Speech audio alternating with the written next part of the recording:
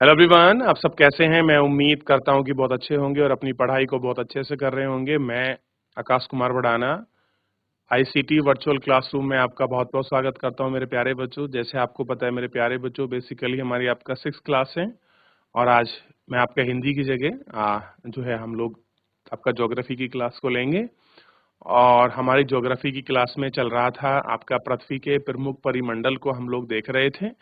एक लेक्चर हमारा उसमें हो चुका था, हम महाद्वीपों के विषय में पढ़ चुके थे, जान चुके थे। अब इस शेष पार्ट को हम लोग आगे कंटिन्यू करेंगे। लेसन नंबर 5 आपके सामने है और पृथ्वी के जो आपके प्रमुख परिमंडल हैं उनको हम लोग पढ़ रहे थे। प्रमुख जो पृथ्वी के प्रमुख परिमंडल है उनको हमने गौर करके देखा। वायुमंडल, जलमंडल और इन सबको देख लिया। महासागरीय द्वीप, महासागरीय बेसिन क्या होते हैं और कैसे आपस में जुड़े होते हैं, इनको हमने देखा। और जो जितने भी महाद्वीप हैं हमने सारे महाद्वीप को देखा कि दक्षिणी अमेरिका, उत्तरी अमेरिका, यूरोप, अफ्रीका, एशिया, प्रशांत और अंटार्कटिका महाद्वीप है। कहाँ कहाँ पर कितने महाद्वीप हैं, विश्व के सबसे ऊंचा पर्वत कौन सा है, सबसे डीपेस्ट जो गर्त है आपका प्रशांत में मैरियाना गर्त गर्त जिसको मैरियाना ट्रंच भी कहते हैं, उनकी हाइट डीपनेस कितनी है। और सातों प्रमुख महाद्वीपों के हमने नाम पढ़े। हमने यूरोप, एशिया, अफ्रीका, दक्षिण अमेरिका, ऑस्ट्रेलिया, अंटार्कटिका इन सारे महाद्वीपों को देखा। कर्क, यूराल पर्वत को हमने इन सबको देखने का प्रयास किया कि कहाँ कहाँ पर कितना और किस प्रकार से है। और आप देखते हैं यहाँ पर एक आपके जल संधि है, आप इसको देख सकते हैं। भारत और श्रीलंका के बीच एक आप जल संधि जिसको पाक जल स्टेज कहते हैं, ये पनामा है आपका। क्लियर है? और हमने सारे जो महाद्वीप हैं उनसे जुड़ी चीजों के विषय में देख लिया था, पढ़ने का प्रयास किया था। आज हम लोग जो है इसमें बच्चों जल मंडल के विषय में पढ़ेंगे। क्लियर है? तो जल मंडल की कुछ चीजें हैं जो हमको भाव को देखना चाहिए और उनको फैक्ट और इन सब चीजों को हम लोग गौर करेंगे और साथ में आप लोगों को भी उन फैक्ट्स को याद करते चलें, हाईलाइट करते चलें। कहीं भी कोई डाउट क्वेरी रहती है तो आप हमसे पूछते चलेंगे, ध्यान देते चलेंगे। कोई भी डाउट, कोई भी क्वेरी ऐसा रहेगा तो। क्लियर है? चलिए, तो चैप्टर में देर ना करते हुए आगे बढ़ते हैं। जल मंडल, क्लियर है? तो जल मंडल यानी कि जहां जल है उस जल के परिक्षेत्र को ही हम लोग जल मंडल कहते हैं। पृथ्वी को नीला ग्रह कहा जाता है। पृथ्वी का 71% भाग जल और तथा 29% भाग स्थल मंडल है। जल मंडल के जल में सभी रूप में उपस्थित महासागर और नदियां, झीलें, भूमिनिगत हिमनद, ये सारी चीजें इसके अंतर्गत आती हैं। तथा वायुमंडल में जलवाष्प की मात्रा भी सम्मिलित है। ठीक, पृथ्वी पर पाए जाने वाला जल 97% पृथ्वी का प्रमुख पर हिस्सा है।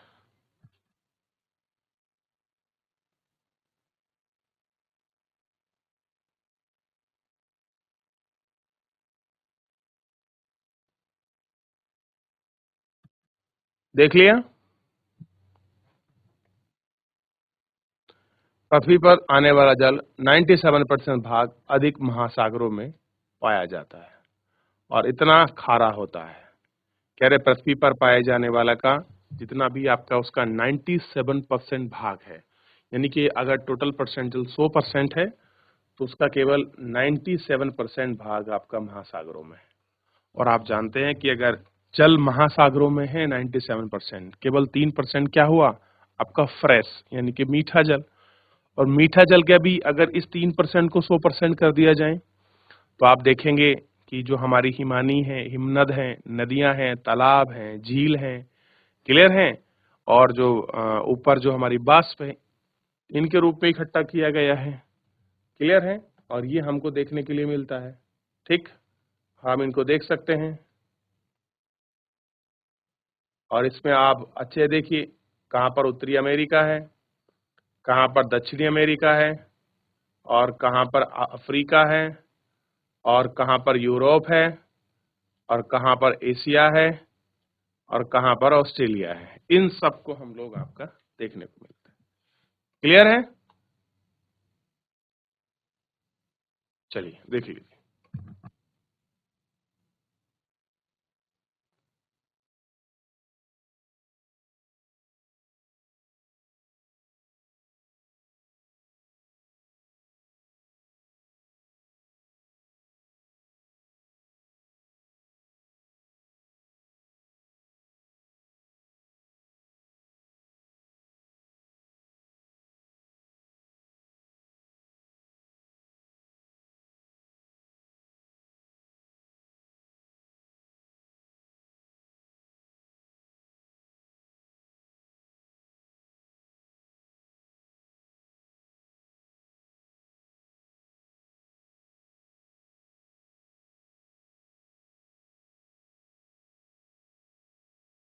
चलिए,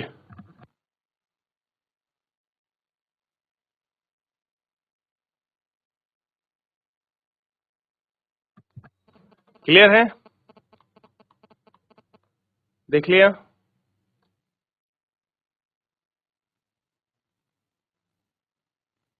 मानव के उपयोग में नहीं आ सकता।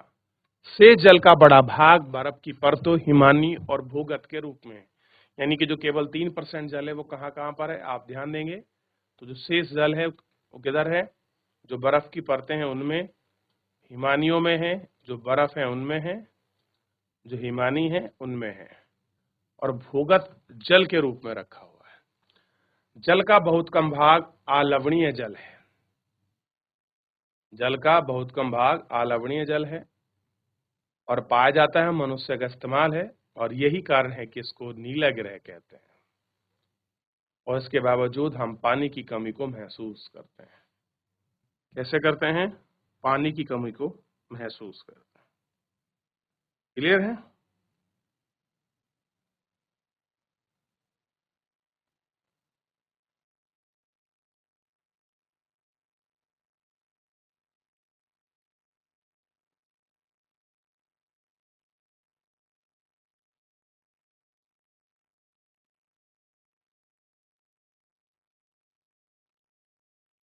आगे बढ़े। महासागर। महासागर जलमंडल के प्रमुख भाग हैं, ये आपस में एक दूसरे को जोड़ते हैं। महासागर जल हमेशा गतिशील रहता है।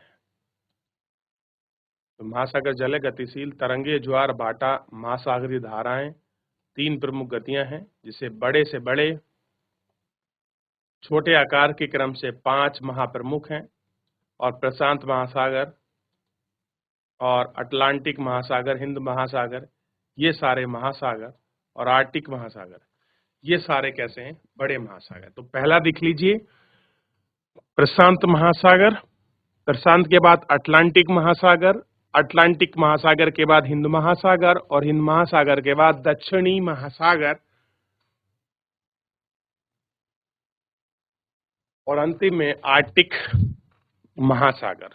ये सबसे बड़े महासागर हैं, जो आपका, आप देखेंगे जो हमारे यहाँ पानी का सोर्स है।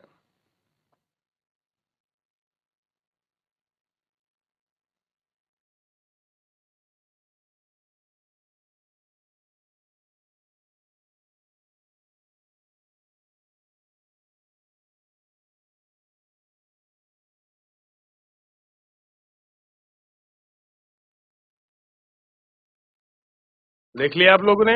आगे बढ़े।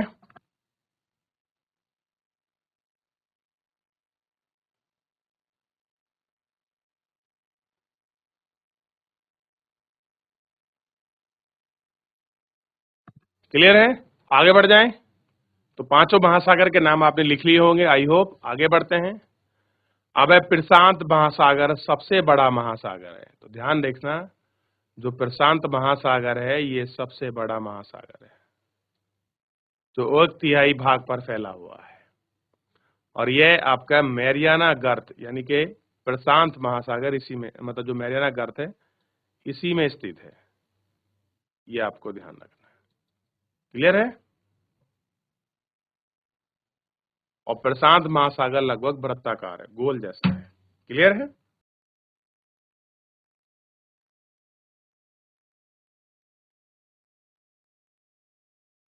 क्लियर है? अब देखिए, प्रशांत महासागर वृत्ताकार है, एशिया, ऑस्ट्रेलिया, उत्तरी और दक्षिणी अमेरिका के चारों तरफ फैली हुई है।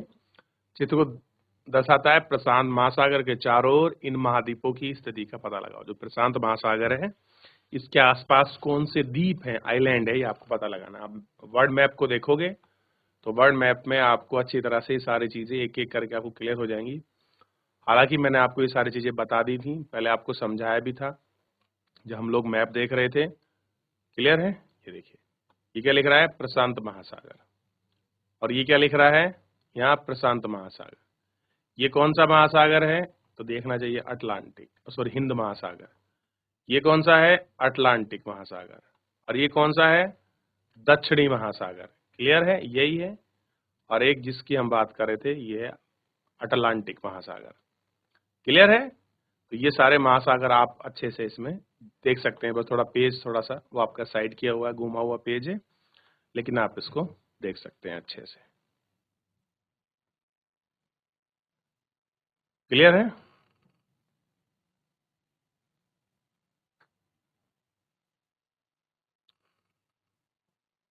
क्लियर है? चलिए आगे बढ़ रहे हैं। अब इस भाग को ही मैं अगर बताऊं तो ध्यान रखिए, इसमें अगर मेरे को बताना हो तो आप समझिए, ये पूरा क्षेत्र और ये पूरा क्षेत्र प्रशांत का है, ये अटलांटिक, ये हिंद, ये दक्षिणी महासागर, ये आर्टिक महासागर, ये इस तरीके से फैले हुए हैं। देख लीजिए।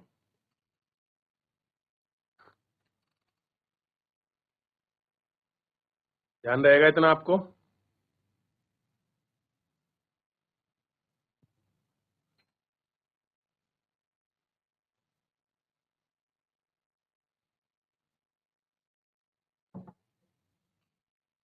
आगे बढ़ जाएं।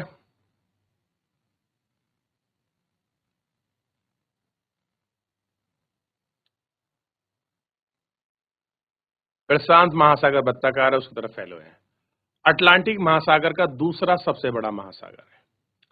जो अटलांटिक महासागर है ये दूसरा सबसे बड़ा महासागर है। ये अंग्रेजी भाषा के एस अक्षर के आकार का है। इसके पश्चिमी किनारे पर उत्तर और दक्षिणी क्षेत्र है जो किनारे पर फैला हुआ है, और अटलांटिक महासागर तट रेखा में दुरंत है, और यह नियमित तट रेखा है जो बौद्ध श्रम के लिए भी आदर्श स्थिति है। व्यापार की दृष्टि से सबसे व्यस्तम मार्ग है। इन महासागर का एक ऐसा महासागर है जिसका नाम किसी देश के नाम पर है, भारत के नाम पर रखा गया है। महासागर में त्रिभुजाकार है, इसमें लिए एशिया, पश्चिम अफ्रीका और पूर्व अफ्रीका ये सब इसमें स्थित है। क्लियर है? तो ऐसा आकार का भी कौन सा है? तो ध्यान रखना, अटलांटिक महासागर है जो सबसे बड़ा है, सेकंड लाइन। क्लियर है? इसको देखिए।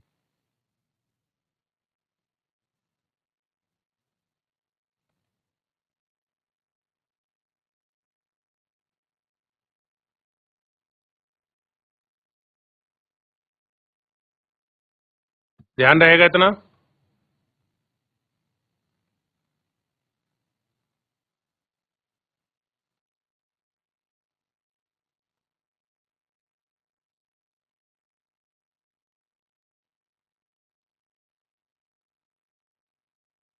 आगे बढ़े।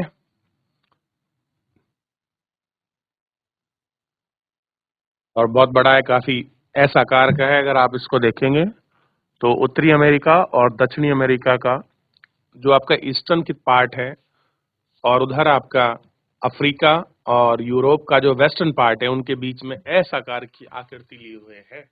तो प्रश्न बनता है, ऐसा कौन सा महासागर है जो एस आकार के अक्षर का दिखाई प्रतीत होता है, ये दिखता है, या ऐसा लगता है? तो आपका आंसर क्लियर और स्पष्ट होना चाहिए कि भाई ऐसा एक ही महासागर है जिसका नाम है अटलांटिक महासागर। क्लियर है? ध्यान रहेगा इतना? आगे देखिए।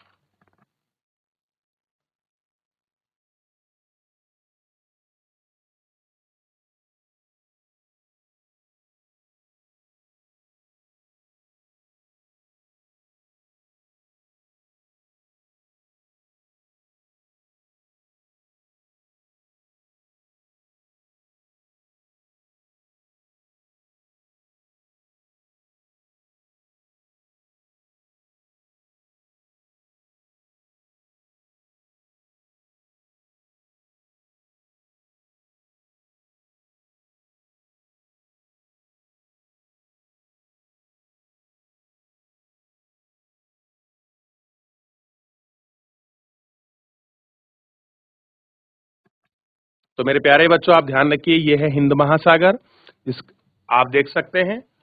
और ये जो आपका हिंद महासागर है ये भारत के नाम पर रखा हुआ है, और ये पहला ऐसा महासागर है जिसका किसी जो जिसके इसका नाम किसी देश के नाम पर ऊपर रखा हुआ है, और हमारे लिए बड़े गर्व की बात होनी चाहिए ये बात। क्लियर है? और उधर आप आप देखेंगे ये आपका त्रिभुजाकार का है।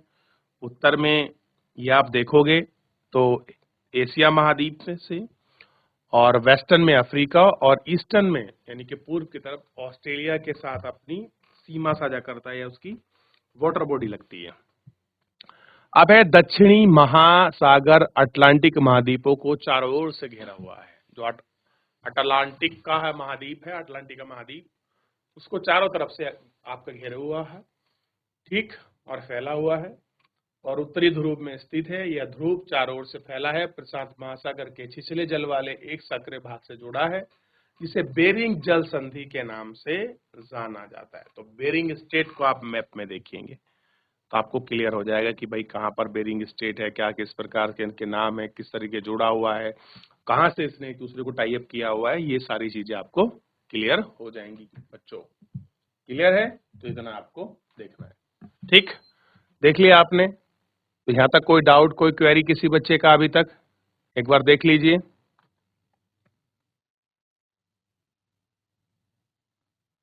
चलिए देखिए,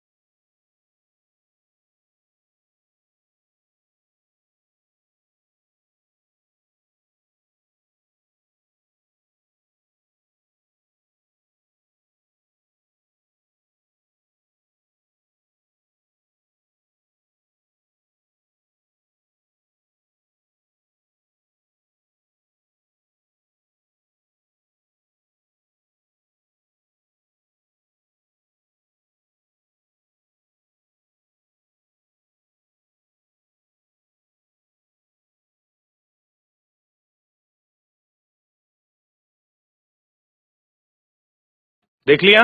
आगे बढ़ जाएं। अब हम बात करते हैं वायुमंडल, यानी कि पृथ्वी के प्रमुख परिमंडलों में से एक मंडल है जिसको हम कहते हैं वायुमंडल। पृथ्वी हमारी चारों ओर गैस की एक परत से घिरी है। ये बात बिल्कुल सच है कि जो हमारी पृथ्वी है इसके चारों तरफ आवरण है किसी गैस का, और यही गैसीय जो आवरण है, इसी आवरण को हम क्या कहते हैं? हम लोग इसको पृथ्वी कहते हैं।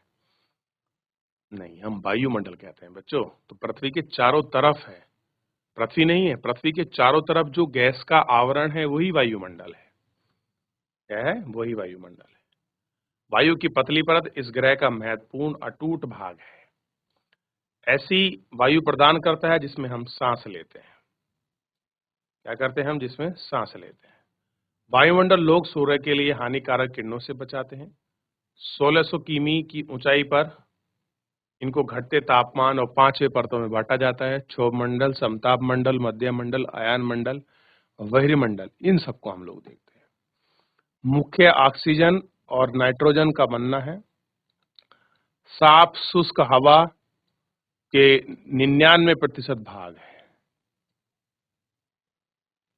और 21% भाग पर ऑक्सीजन है। दूसरी ओर कार्बन डाइऑक्साइड ऑर्गन है। ऑक्सीजन सांस लेने के लिए आवश्यक है। नाइट्रोजन प्रणाली भी हम इसको देखते हैं, ठीक, इन सबको। और कार्बन डाइऑक्साइड ये सब कम मात्रा में है, और पृथ्वी के द्वारा छोड़ी गई अवशोषित है, पृथ्वी को अब गर्म होती है, और पौधों की वृद्धि के लिए आवश्यक है। ऊंचाई के साथ साथ वायुमंडल के घनत्व में विभिन्नता आती है, ठीक, इन सबको हम देखते हैं। घनत्व समुद्री तल से अधिक है। जैसे जैसे हम ऊपर की ओर जाते हैं तेजी के साथ घटती है, और पहाड़ियों में हवा को कम घनत्व के कारण हम सांस लेने में कठिनाई होती है, और ऊंचाई के साथ ऑक्सीजन सिलेंडर को लाना पड़ता है। ये सारी चीजें यहाँ पर हमको देखने के लिए मिल जाती हैं। क्लियर है? और आप इनको देख सकते हैं।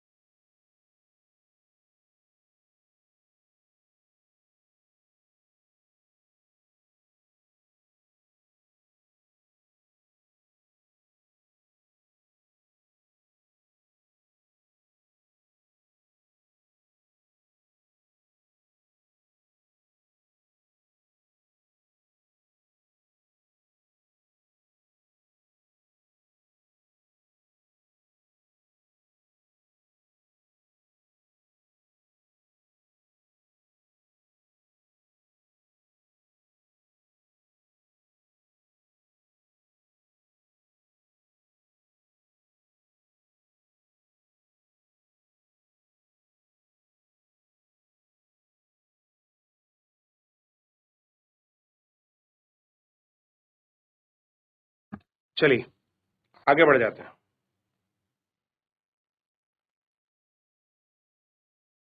तो आपने देख लिया, अब ये जलमंडल है, ये अगर आप यहाँ देखेंगे इसको अच्छे से तो आपको दिखाई देगा, और ये वायुमंडल है, ये स्थल मंडल है, इन सबको हम लोग देख सकते हैं। और ऊपर की ओर जाते हैं और तापमान घटता है, वायुमंडल पर दबाव डालते हैं, एक स्थान से दूसरे स्थान जाने पर इनको थोड़ा सा देखा जाता है, और इन क्षेत्र में हम दाब महसूस करते हैं। कुछ क्षेत्र हैं जो कम उच्च दाब की ओर बहते हैं, गतिशीलता है, जिनको पवन कहते हैं और पवन कहा जाता है। ठीक, इन सबको हम लोग देख लेते हैं। चलिए, तो इतना हमने देख लिया, जीव मंडल वगैरह क्या होता है, किस प्रकार है, तो आप इसको अच्छे से समझ सकते हैं, देख सकते हैं क्या क्या चीजें होती हैं, और वायुमंडल में किस तरह से दाब हैं और कैसे चीजें महसूस होती हैं, किस तरीके जाती हैं। चलिए, अब एक क्वेश्चन मैं आपसे फटाफट पूछना चाहता हूँ। यहाँ से आप तक पढ़ते हैं, और काफी कुछ आपने पढ़ लिया है। ठीक, अब देखिए, ये मैंने उस दिन भी आपको समझाने का प्रयास किया था कि क्षोभ मंडल, समताप मंडल, मध्य मंडल और आयान मंडल और बहिर्मंडल, इस प्रकार कुछ हमने वायुमंडल को कुछ परतों में बांटा है, नीचे से ऊपर की तरफ आपके जाते हुए। तो कुल मिलाकर मुख्य रूप से 6 परतें हैं।